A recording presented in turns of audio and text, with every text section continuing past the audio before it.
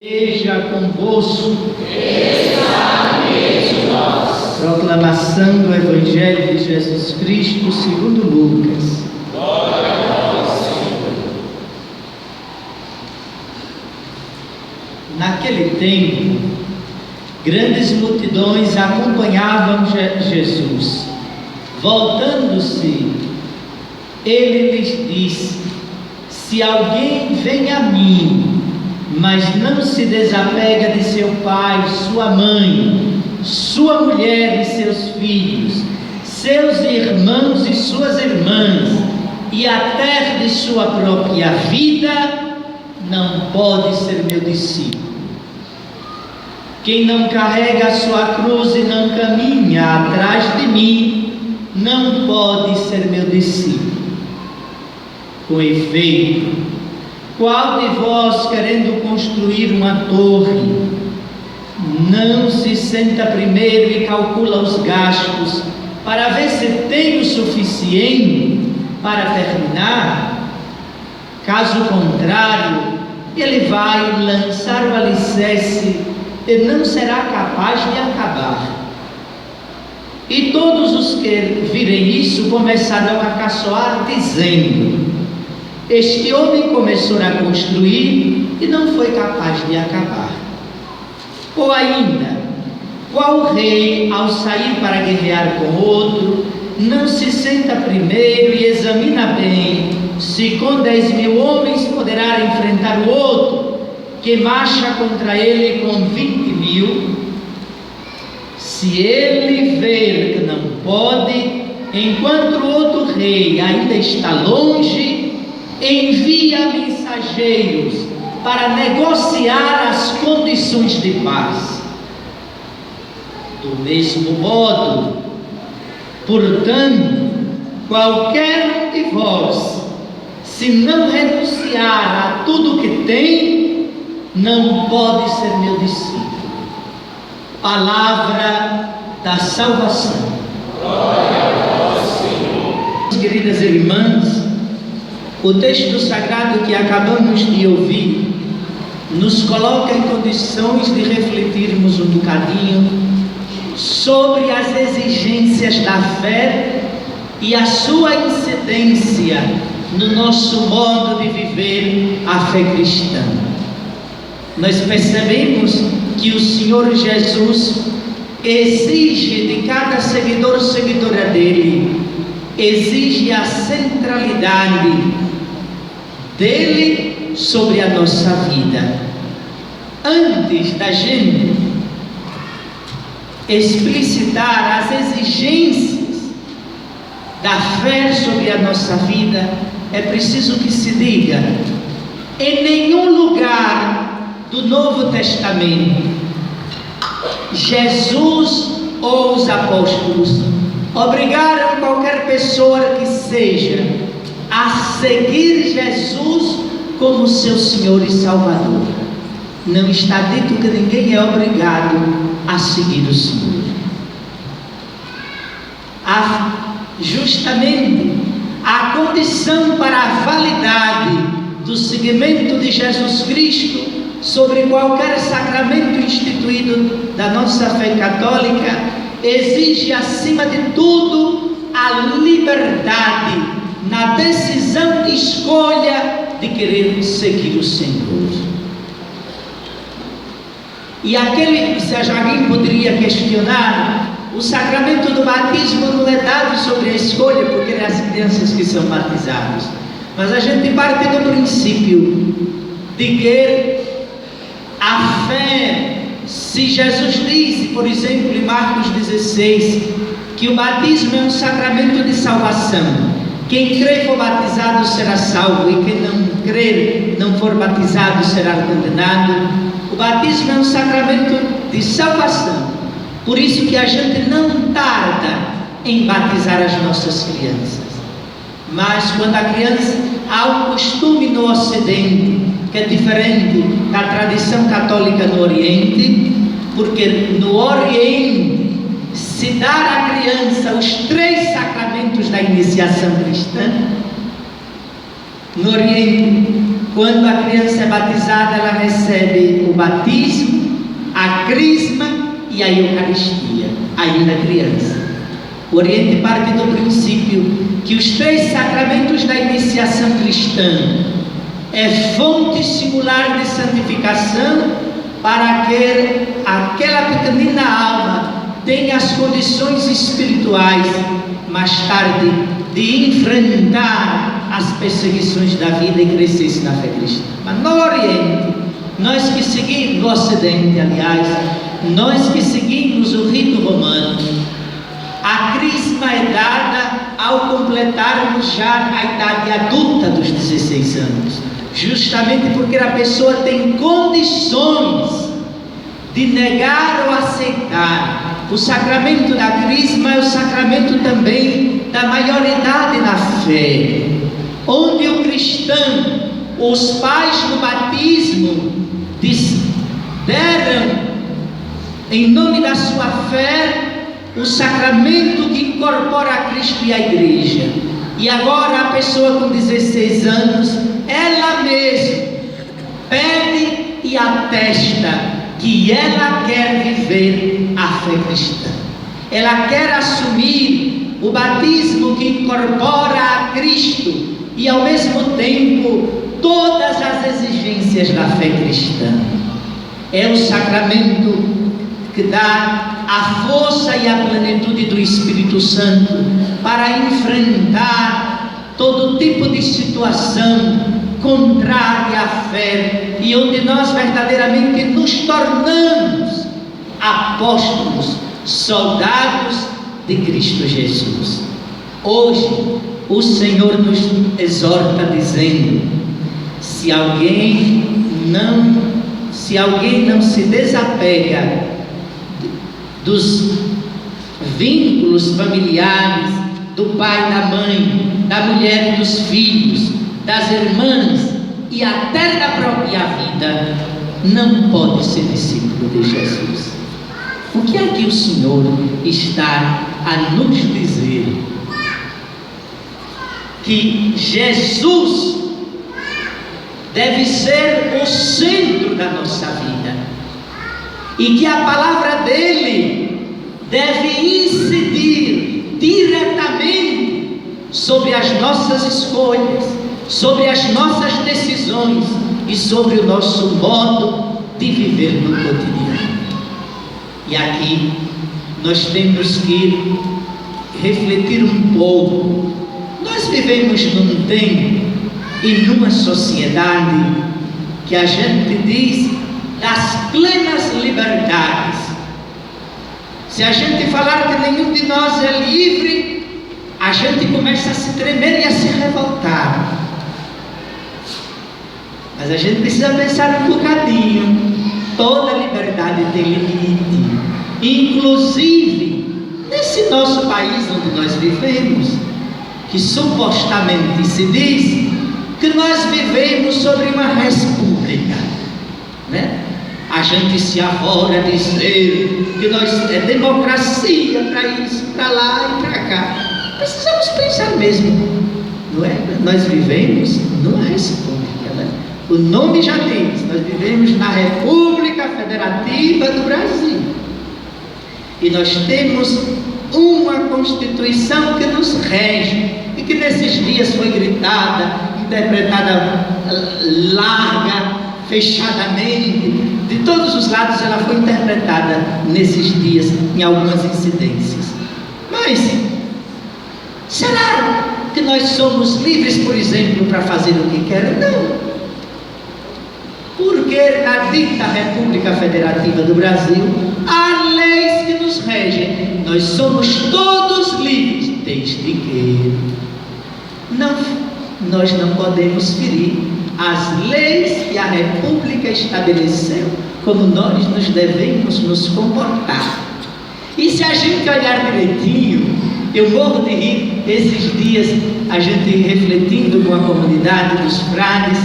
Então o nosso superior dizia: nós não podemos assistir a isso, porque certa feita, aquele que presidia nesses dias a questão aí não era do epítoma da presidente.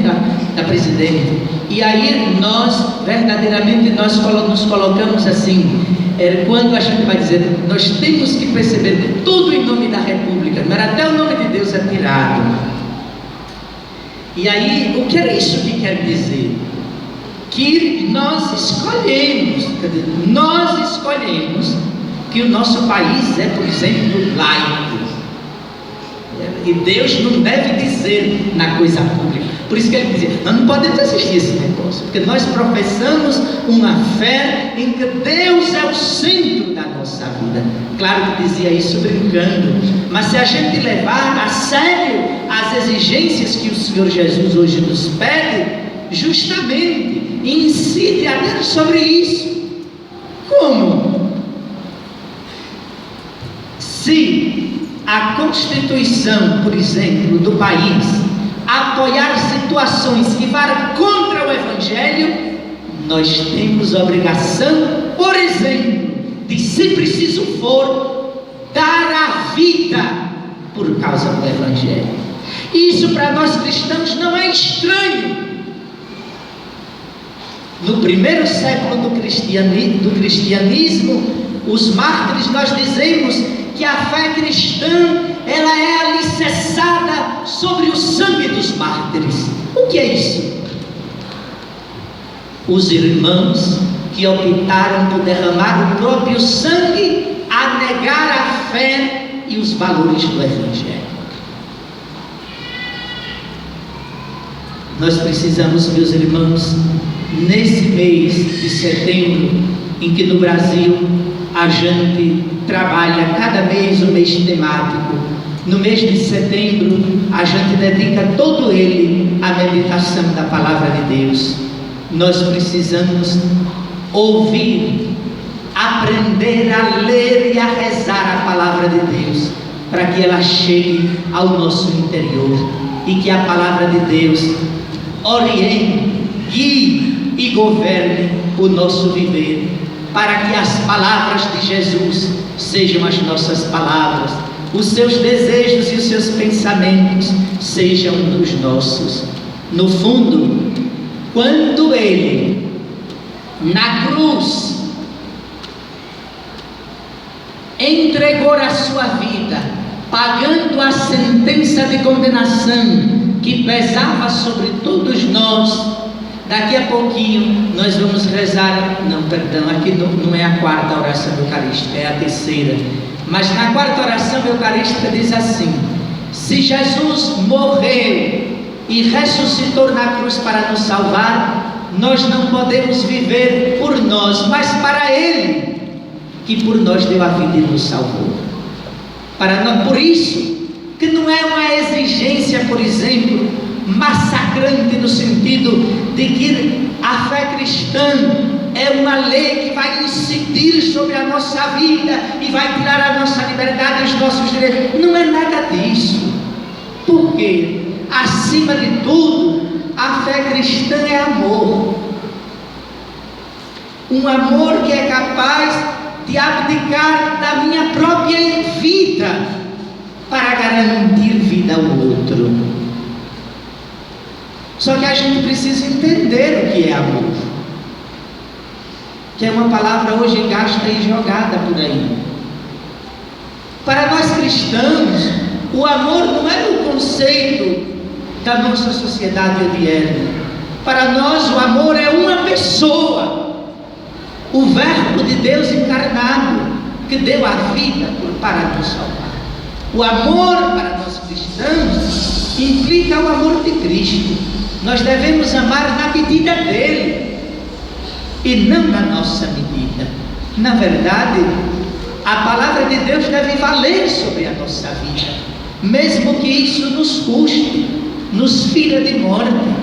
Quantas vezes a palavra de Deus, ela corta na nossa própria carne, se a gente leva a sério a palavra de Deus. Quantas vezes a gente, não sei se vocês pensam assim, mas quantas das vezes certas palavras que Jesus nos diz nos pesa tanto, que muitas das vezes me faz chorar quando não dou conta de vivenciá-la. Isso é carregar a cruz de Cristo, sofrer, chorar, espernear, quando a palavra de Deus nos exige algo que nos custe. Mas nós não vivemos a dimensão da fé nesta dimensão radical. É preciso que nós sejamos honestos. Nós católicos, nós precisamos refletir bastante sobre esta palavra que o Senhor hoje exige sobre nós. Nós não vivemos numa fé que incide diretamente na vida. Nós queremos uma fé como um paliativo para as nossas consciências. Nós queremos uma fé adocicada, que não se comprometa com a nossa vida, que não exija de nós, quando a gente estiver com um probleminha, ou um pezinho na consciência, a gente quer aliviar.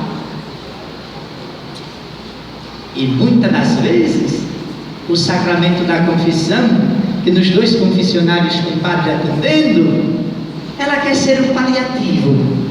A gente não quer mudar de vida, a gente quer confessar, aliviar a consciência e continuar a vida. Mas o sacramento não diz isso.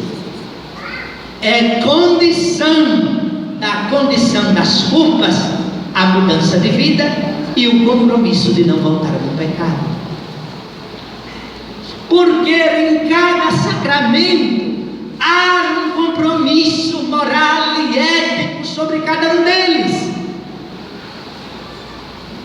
A fé exige um compromisso, mas não é uma exigência que nos massacra, porque a fé parte do princípio que eu tenho uma adesão livre, uma adesão de vontade. Eu abracei a Jesus, e a gente não pode comer só a fatia do bolo que agrada, né? Assim como no casamento, a gente não casa com uma parte só que agrada. A maioria daqui são casados, todo mundo sabe. A gente não casa só com aquilo que agrada, né? Faz parte todo o pacote. E aí, depois do matrimônio, a gente experimenta isso. Tudo que faz parte do pacote. E na fé também. Vejamos bem, sobre esta ótica, a segunda leitura da carta de Paulo a Filemon, dar, por exemplo, um compromisso num tempo de escravidão, em que a escravidão é permitida, no tempo de Paulo. Filemon doa a Paulo um escravo para cuidar dele, e Paulo aceita o serviço do escravo, mas o escravo, vendo o trabalho da evangelização de São Paulo, pede o batismo. E quando Paulo devolve o escravo, ele faz um pedido em nome da amizade e em nome da autoridade moral e espiritual de Paulo: não aceite Onésimo mais como escravo, porque Onésimo recebeu a fé. Ou seja, os cristãos no primeiro século tinham a consciência de que receber o batismo e participar da fé não poderia haver distinção e sistema de opressões entre aqueles que compartilham a fé. Embora a lei da época permitia ter escravos, Paulo exorta a Filemon que não aceite Onésimo mais como escravo, mas como irmão caríssimo em Cristo. Legalmente Filemon não estava obrigado, por isso que Paulo faz uma exortação, apelando para a amizade e apelando para a sua autoridade moral de alguém que ensinou a Filemon a seguir a Jesus Cristo. O que é que eu quero que a gente reflita? Que acreditar em Jesus há uma incidência concreta sobre o nosso jeito de viver.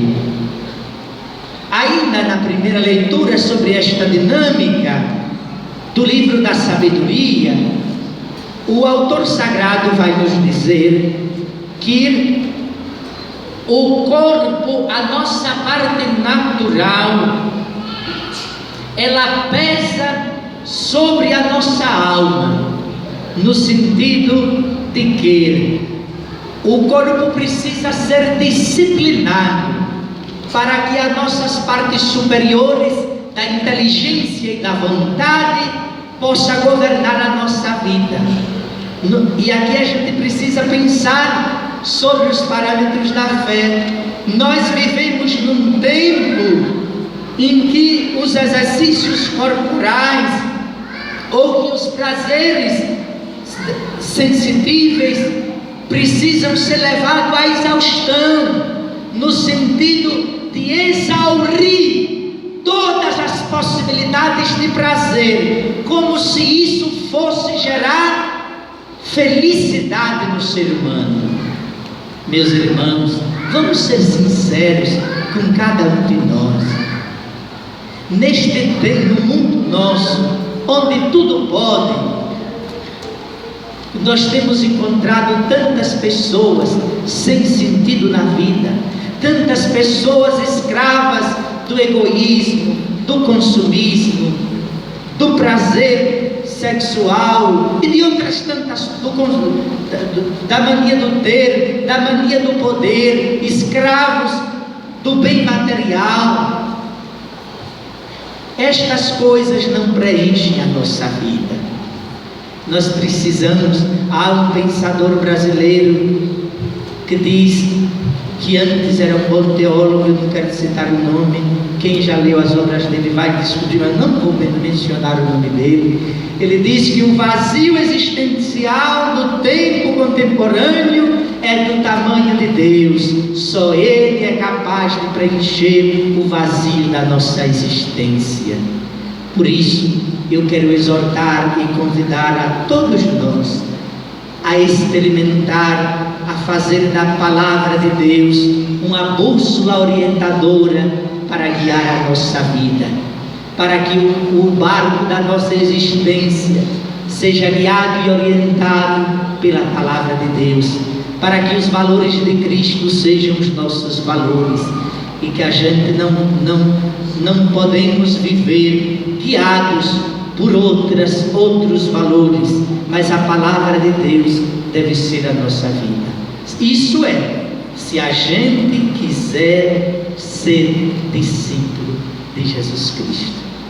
Nós não podemos, nós temos que levar a sério a nossa fé. Não podemos brincar de homens de fé. O Salmo 1 da Sagrada Escritura nos exorta: só há dois caminhos, o caminho da vida e o caminho da morte. Não há outras possibilidades. Ou escolhe o Senhor e o seu modo de viver, que é o caminho da vida, ou o caminho da morte. Nós precisamos ser sérios nisso. Na missa das 9h30, eu fiz uma provocação que todo mundo, que ficou aí nos corredores da paróquia, vou retomá-la novamente para provocá-los vocês.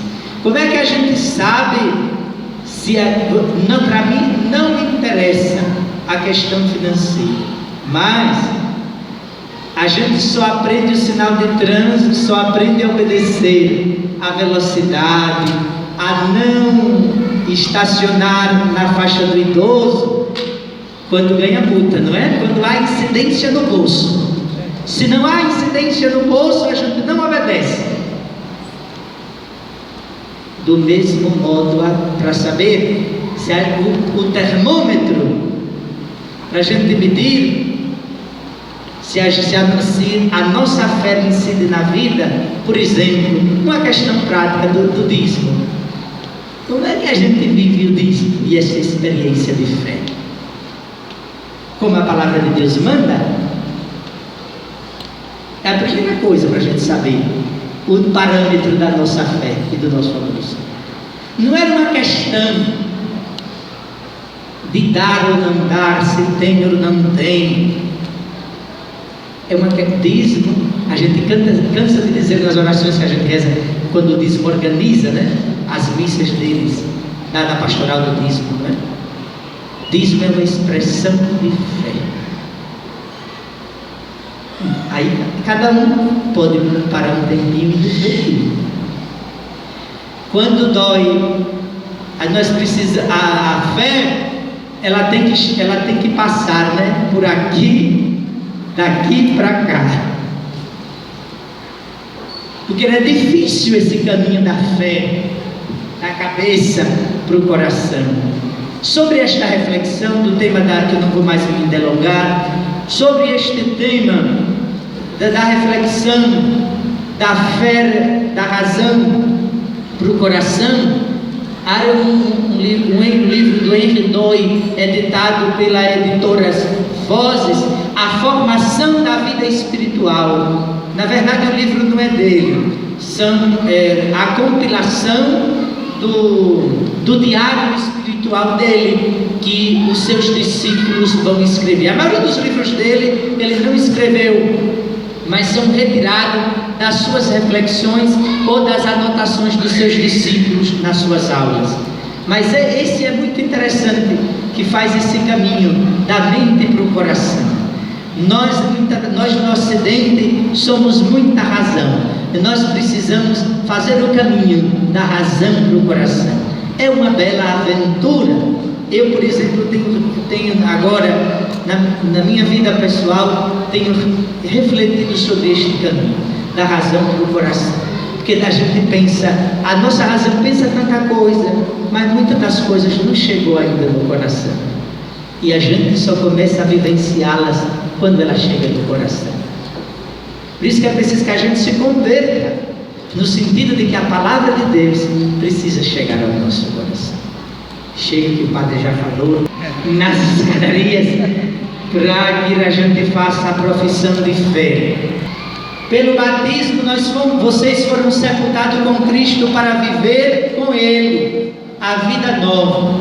Por isso agora eu convido vocês a renovarem as promessas do batismo, pelas quais vocês renunciaram a Satanás e suas obras e prometeram servir a Deus na Igreja Católica, para que todo o trabalho realizado que vocês irão fazer no próximo domingo sejam para Cristo e unicamente por Ele, para que vocês entreguem seus corpos e suas mentes ao Senhor, para que Ele possa usá-los de vocês como aprouver o reino do Senhor. Vamos ficar todos nós de pé e eles de joelho. Portanto, vocês renunciam ao demônio. E vocês? E todas as suas obras? E todas as suas seduções? Para viver a liberdade dos filhos de Deus, renunciais ao pecado. Para viver como irmãos e irmãs, renunciais a tudo que vos possa desunir, para que o pecado não domine sobre vós. Para seguir a Jesus Cristo, renunciais ao demônio, autor e princípio do pecado. A resposta muda. Credes em Deus Pai Todo-Poderoso, Criador do céu e da terra? Credes em Jesus Cristo, seu único Filho, nosso Senhor, que nasceu da Virgem Maria, padeceu e foi sepultado, ressuscitou dos mortos e subiu ao céu? Credes no Espírito Santo, na Santa Igreja Católica, na comunhão dos santos, na remissão dos pecados, na ressurreição dos mortos e na vida eterna? Ó Deus Pai Todo-Poderoso, Pai de nosso Senhor Jesus Cristo, que fizestes renascer pela água e pelo Espírito Santo, e concedeu a estes filhos o perdão dos pecados, guarde-nos em sua graça para a vida eterna, e que vocês, estando a serviço de Cristo, possam reduzir todos os inimigos da fé a nada, porque o Senhor Jesus Cristo é o autor das vossas vidas, por Cristo nosso Senhor. Amém.